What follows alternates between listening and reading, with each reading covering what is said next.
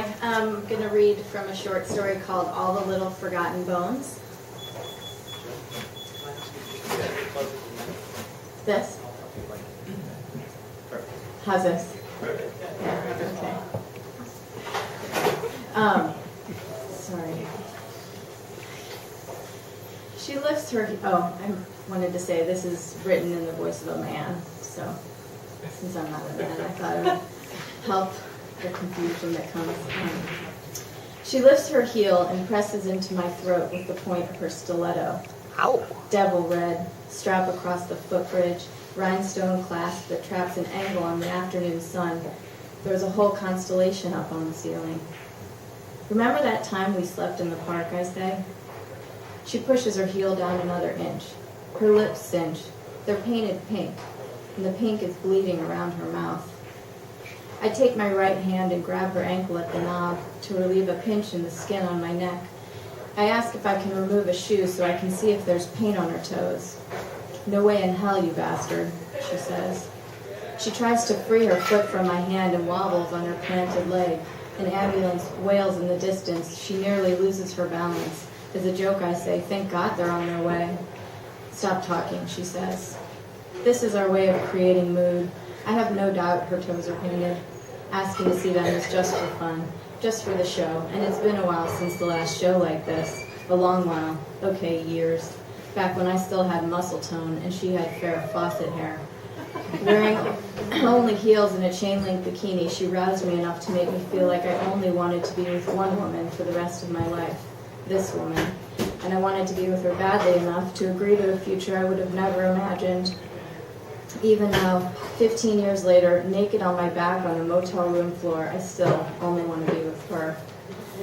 I close my eyes and I see her 15 years ago, plain as if we were back there now, in my small brick house with a crazy moon in the bathroom window. She's standing on black and white tiles, dripping with water from the first shower she's had in longer than she can remember. She's shivering slightly, with a look on her face like she's waiting for me to give her something. And she's so pretty, one of those natural gaps in between her front teeth and tiny little boobs with nipples hard as gravel. This, just a few hours after I found her asleep in the back of my Chevy, an '86 Cavalier sedan. It had been stolen a few weeks earlier while I was filling prescriptions at Walgreens. It was only because I happened to be walking a new way home from work that I found my car parked in an alley and gutted. By that time, she'd spent 5 years in what she called her survival phase, living anywhere and everywhere and all over the country, and somehow she wound up in eastern Missouri in an alley in the back of my car. The driver's side window was broken and junk was mounded up in the seats. Extraordinary junk. A whole nuclear family of rubber midget dolls, a complete set of unchipped teacups, a prosthetic hook that had once been somebody's hand. She'd been collecting things to sell on the street to make her big transformation out of abandoned buildings and cars. Oh, and you will, I told her.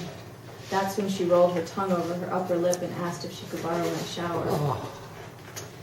Denise D. Delacampus and Harry Justin Klein, I now pronounce you man and wife. I've always wanted to hear these words, so I ask her each time I see her, which these days is roughly every 2 years, and I never imagine I'll ever give up. Come on, niece, show me those pretty little toes, I say.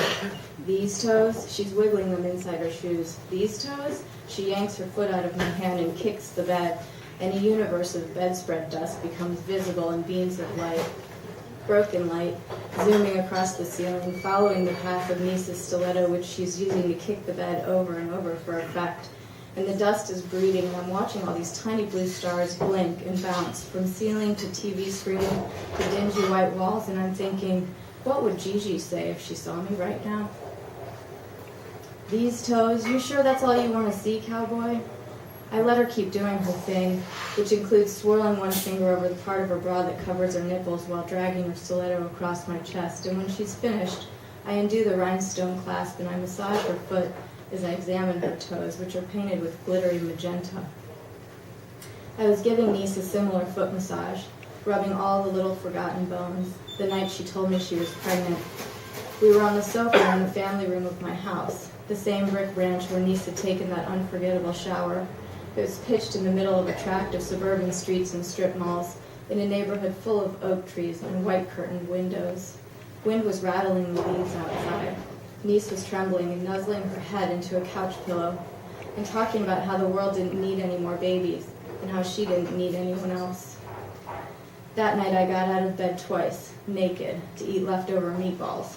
That was before I understood the connection between fatty foods and gravity's pull on a man's chest. Back when I didn't have anything to worry about in the way of shoulder hair or browning teeth. And on my second trip to the kitchen, I ended up swigging Cuervo and lighting a cigar and wondering if the whole thing was hopeless now, because I wanted to be a father, and I wanted Niece to be this baby's mother. I remember what I said the next morning, too, which probably had something to do with the Cuervo, because I used words like heaven and angel, and because I remember it being the first time I really thought about the way life unfolds. I started making connections and making sense of the connections and appreciating things I'd never before seen as important, even things as small as lice, which performed an all-out blitz on my hair in second grade, causing my mother to put me in one of her shower caps and drag me into the pharmacy to get the special comb and shampoo from Mr. Sneeb, who gave me a giant pinwheel lollipop and instantly became my hero. I began to understand why my car had been stolen and left in an alley near the Walgreens, why I had decided to walk a new way home from work one night while Niece was passing through Missouri and before she made her transformation. It had all come together to set me on the path to fatherhood. So I said, honey, an angel has flown down from heaven and placed this little seedling inside you so that we can be a family. Marry me. No chance, Harry.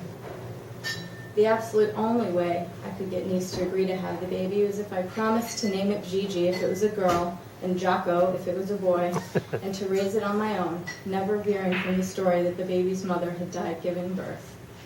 Niece's promise to me was that she and I would still get to see each other as often as possible in all kinds of places. Our life would string together like a never-ending fantasy. Our longing for each other would grow with time and make our secret worthy of keeping forever. She swore she would never disappear from my life, as long as I never went looking for her. She would come find me, she said, and somehow she manages to.